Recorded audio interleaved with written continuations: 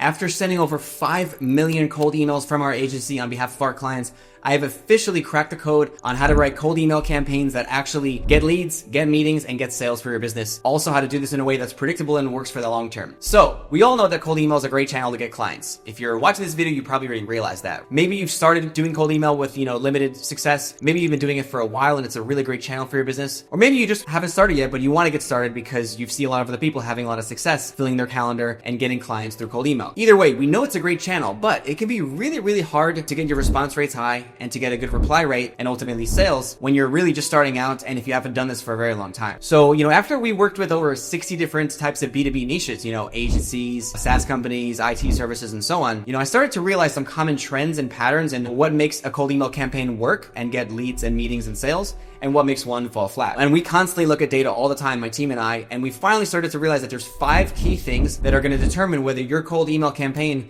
is going to flop or if it's going to succeed. And by the end of the video, you'll have a clear framework to either optimize your current campaigns or to get started from zero and make sure your first campaign is a big winner. Through all the factors, through all the campaigns that we built that have succeeded or failed, we found 5 key things. And the first one of those 5 things is deliverability. So this is the least sexy, most boring part of cold email. It's the technical part, but it's the most important part because you have to make sure that your emails are actually getting delivered in the inbox. Ultimately, if you're sending cold emails out and most of them are landing in spam, which is what happens for most people, then that's basically just like talking into the void, because I don't know about you, but I don't check my spam box. I don't think you probably check your spam box either in your Gmail or Yahoo or whatever. Do people even still use Yahoo? I think so. But with that said, deliverability is so key. And as an agency, we're juggling dozens and dozens of campaigns anytime. We have to really get a good formula for deliverability because we realized that it doesn't matter how good the offer is if you're not actually landing in the person's inbox, they're not going to hear your offer and they're never going to care or reply. Nobody's going to be able to reply if they don't see your email in the first place. So the technical infrastructure and the deliverability is really, really key in the first place. Now, I have plenty of other videos on my channel about deliverability, but just to give you some quick tips, really the 80-20 is most important thing is first, you want to have many inboxes and domains. Typically, you want to have one inbox that only sends 20 emails a day. If you want to send 2,000 emails a day, then you just got to do the math. I can send 20 emails a day per inbox, and then I could just get 100 inboxes a day. And that's really the main expense with cold email. The beautiful thing about this channel is you can really scale it without needing this huge budget because you just got to pay for inboxes, domains, and lists, which are quite cheap nowadays and cheaper than ever. Because if you try to send all of your emails from one inbox, you're going to quickly get blacklisted and land in the spam box. So if you have a lot of inboxes, we call this horizontal scaling, and you only send a few emails a day from each inbox, you really kind of fly under the radar of these ESPs like Google and Microsoft, and it just more looks like using your email as a regular person would, sending just a few emails a day. But when you're sending thousands from one domain or one inbox, Google's going to quickly realize that you're doing mass marketing, which is what they don't want. So that's the most important thing. Second is just use good tools. We use Instantly.ai. That's the tool that I've been running my entire business on for the last 4 years and has gotten great results for me as well as all of our clients. So that is our go-to tool. I have a link below if you want to try it out. I've been using them since they basically just launched 4 years ago, and they are absolutely like the best. So they'll handle your email warm-up, which is basically a process that happens in the background that makes sure your inbox has a higher reputation. And also you can actually send the campaigns from there, and you can even get leads from there. So it really does everything. Beyond that, you want to make sure you clean your content. I don't mean with a scrub brush. I mean clean your content means take out the spam words and also add spin tags. Now again, I have a bunch of other videos that go really deep into what this is, but I want to keep this high level today. Just make sure I give you the nuts and bolts of all 5 parts of the framework. But also if you use Instantly.ai, they have a free tool that removes spam words from your copy. A spam word is a word like free or discount or $. These are words that a lot of spammers use. So if you use them in your emails, you're very likely to get noticed by Google and put on a blacklist. So again, but Instantly has tools that do this for free for you. So definitely check that out. So deliverability is key, and also realize that all of your inboxes are eventually going to get shut down, right? When you're doing cold email, every inbox has a shelf life, meaning if you buy 100 inboxes, you start sending from them, eventually some of them are going to get marked as spam enough times where they're worthless, right? They're eventually going to get on a blacklist and you're going to have to just get rid of them. It's not really worth trying to fix them forever. It's so easy just to make new inboxes nowadays. Instantly also can give you emails and domains through Instantly. So because it's so easy just to make new inboxes, I recommend just replacing your inboxes rather than trying to constantly fix them, because that can get really technical real quick. And also, if you have a campaign right now that's not working, all you got to do is look at which one of these 5 things isn't working. So that's the first pillar. Now, the second pillar is going to be the list. Who are you reaching out to? I always like to say that you can't sell meat to a vegan, even if you have the best meat in the world at the lowest price. So more important than anything, it's really about who you're reaching out to in the first place. Are you reaching out to the right type of company if you're B2B? And are you reaching out to the right person in that company? Maybe you should be selling to the marketing director, maybe not the CEO. If it's a bigger company, a lot of times it's going to be harder to reach the CEO and you're going to want to go to a mid-level manager. But this is totally niche dependent, and really ultimately you just have to figure out exactly who is the right person and the right contact at that company to reach. And if you don't know this, just go look back at your past few clients. Look back at your best clients specifically. The clients that were the easiest to sign up and get on board, and the clients that, stay with you the longest. What type of companies were they? And what was the job title? What was the point of contact? Who did I reach out to? Who actually was the person that had a meeting with me and paid and signed the contract? And then you can go into a tool like Instantly or Clay as well, and you can actually go build your list based on those parameters. So you don't need to reinvent the wheel. Just look at who your best clients were. And if you're starting a new business or launching a new offer and you have no idea, try to unpack this by looking at your competitors. You can look at reviews that people have left on your competitors' websites, and you can kind of see, oh, these are the types of clients that they're working with. Or you could just say, do your research with ChatGPT to figure out what a good industry might be to target for you. And by the way, this whole list of the 5 steps here, this entire framework, it goes in order of importance. So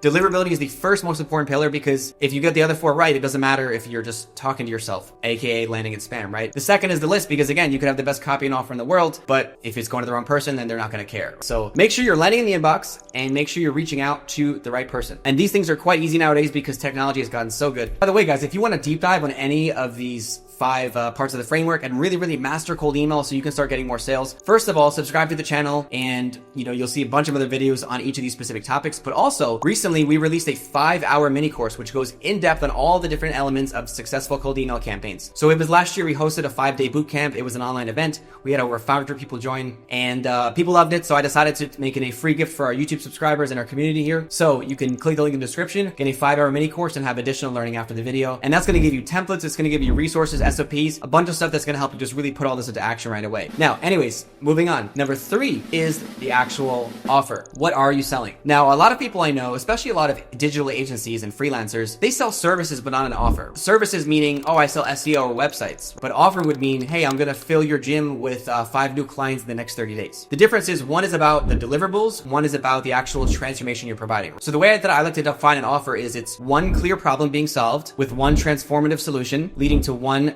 outcome for one type of person. So it's, I help this type of person solve this problem and get this benefit by doing this. That's really how you should structure your offer. There's a lot of ways you can kind of structure your offer in your value proposition, but ultimately, you don't just want to talk about what you do. You want to talk about the benefits and the end result, aka the outcome or the transformation of what you do. I've been very perplexed sometimes looking back at, hey, why does client A of ours get amazing results and client B only gets okay results? Like a lot of times we've launched very similar campaigns for a few different clients at the same time, and one of them just absolutely skyrockets and gets loads of meetings, loads of sales, loads of revenue, and one just kind of ticks along. And what I realized is a lot of this just comes down to the inherent attractiveness of the offer. How badly does this target market need what you're selling? If what you're selling is a vitamin, aka it makes your client's life a little bit better, versus a painkiller where it actually eliminates a pain, then it's going to be a lot harder to get results really with any type of marketing, not even just cold email. Because at the end of the day, you got to realize when you're selling to business owners or business executives, they're busy, they get tons of meetings every day, tons of emails, tons of Slack messages, and if you don't give them a compelling reason to hop on a call with you, they're just not going to hop on a call with you. There has to be an urgent problem you're solving for them. Otherwise, you're just going to get deleted because they have so many other things competing for their attention, and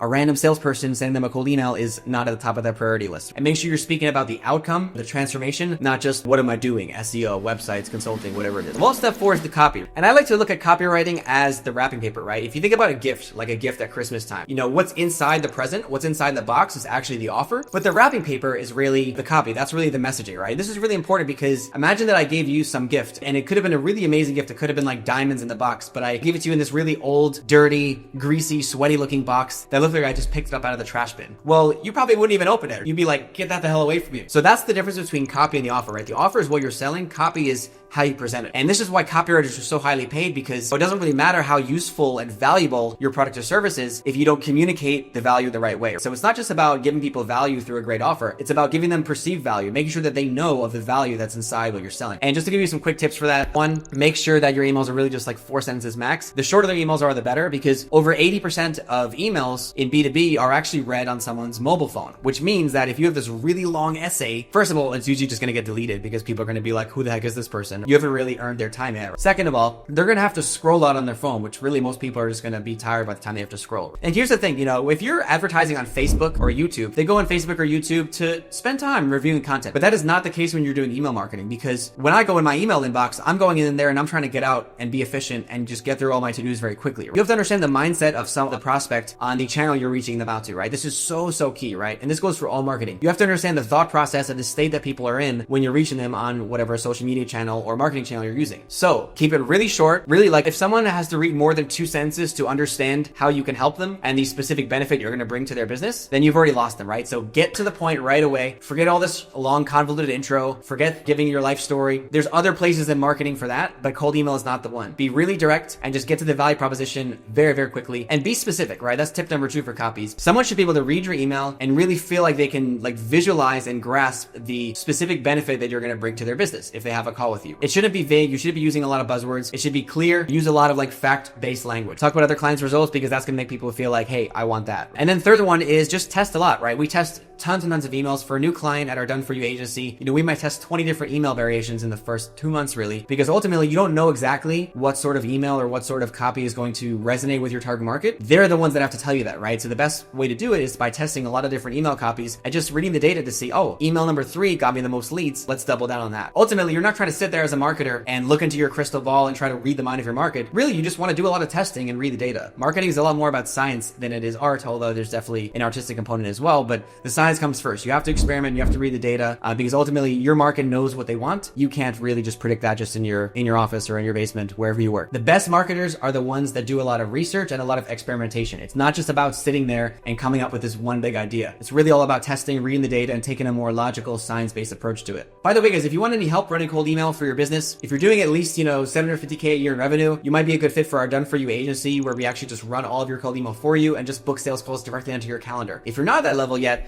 then we have loads of free resources below. Again, we have that 5-hour mini course below, and you can also subscribe to the channel where I post, videos like this about cold email, LinkedIn lead gen, and just scaling a B2B business as a whole. But if you'd like some actual help with your business, some consulting or some Done For You support, then definitely book a call, and I'm happy to share what we can do to help you out. The last one is volume. It's a numbers game. Everything in sales is a numbers game, because if you have this amazing campaign with a really useful offer, great copywriting, you're landing in the inbox because you've got the technical components sorted and you're reaching the right people, but you're only sending 10 emails a day, then there's only so much results you can get. Typically, I say, when we take on a new client at Revenue Boost, we'll usually send at least 30,000 emails for them a month. So if you're doing your own cold email, make sure you're set up to send at least 30,000 cold emails a month. Unless you're in a really, really targeted niche where you're kind of going for like quality and personalization over quantity, that's fine. But even still, you really need to be sending a lot of emails because it is a numbers game. Really, if you get one person out of every 100 people to reply and be interested to take a meeting, that's actually a really, really good rate. So very often when I'm auditing someone's cold email campaign, when I'm doing consulting work and looking over someone else's marketing campaigns, I'll look in there Instantly or Smart Lead or whatever they're using. And most of the time, the biggest problem I see is they're just not sending enough volume. They actually might have a decent campaign, but they're only sending 100 emails a day. And again, if you get one lead for every 100 emails, that's actually really good. So if you want 5 leads a day, you would just need to get your campaign to that conversion rate and just send 500 a day. So I recommend always, being set up to get, 30,000 plus emails a month. And that usually ends up being around like 50 inboxes or so. But you want to also get some more as backup. But so usually we'll recommend at a minimum get 50 inboxes and see how that goes from there. And then you can always add more and scale later. At the end of the day, with cold email, you're generally going for the solution aware part of the market. So whether you're selling web design or SEO or paid ads or graphic design or some software tool or business automation, doesn't matter what you're selling, there's only a tiny sliver of your market that actually needs what you're selling now. And ultimately, if you're only sending 50 emails a day, you're not going to catch the right person. So to a degree, it's kind of about just getting in front of the right people and, playing on that luck of, oh, I'm sending an email to this person at the right time where they actually were thinking about my service today. So the more emails you send, the luckier you get because you come across those people that are just really needing your solution desperately right now. So aim to send upwards of 30,000 plus emails a month and you'll have no problem getting leads. So remember, it's a numbers game, and if you want more leads, you just got to send more emails. That's it, guys. We've covered the 5-step framework of any successful cold email campaign you have to get right to get results. This is what I've learned from sending over 5 million plus emails and consulting many, many clients on their cold emails as well. Ultimately, as long as you get these 5 things right, it's literally impossible to not get leads, right? If you're landing people's inbox, you're reaching the right person, you have an attractive offer for them that solves an important, urgent problem, you have good copy that communicates the value of your offer, and you do so quickly, and you're sending a lot of volume, it's literally impossible not to get leads, right? Just make sure those 5 things are in place and you'll be golden. So hope you enjoyed today's video. If you did, leave a like and comment down below. I'd love to hear what you took away from this, and we'll be sharing more content on the channel soon about cold email and what else we're learning from our work in the trenches day in and day out. Anyways, I'll see you on the next one.